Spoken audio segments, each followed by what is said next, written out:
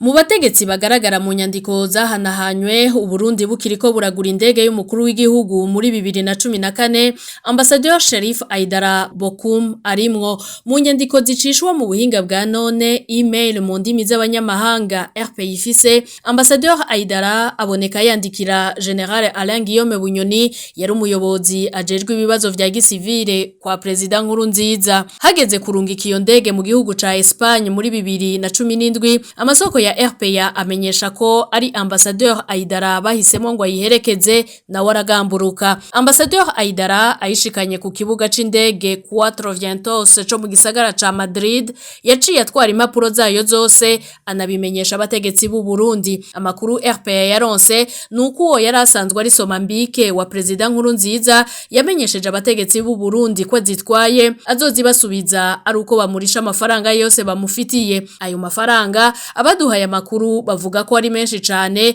kuko uretse kuba yaserukira Burundi mu gihugu ca Côte d'Ivoire hamwe no mu bihugu bigize Afrika y'uburengero nk'umwizigirwa wiwe President Nkurunziza yarakunda kumutuma nk'intumwa yiwe idasanzwe hirya no hino mu bihugu akanamwikorako no mu bindi bitandukanye. Ivyo bikorwa vyose ngo siko yagiye arabihembegwa. Indege Gulfstream G4 y'imparati 9U akarongo karyamye bekebe iba ikwamiye ku kibuga c'indege Cuatro Vientos aho ihagaze gushika nubu. Abajijwe ku kibazo c'iyi ndege mu kwezi guheze kwandamukiza President Ndayishimiye yavuze ko ufise impapuro zayo bamubuze.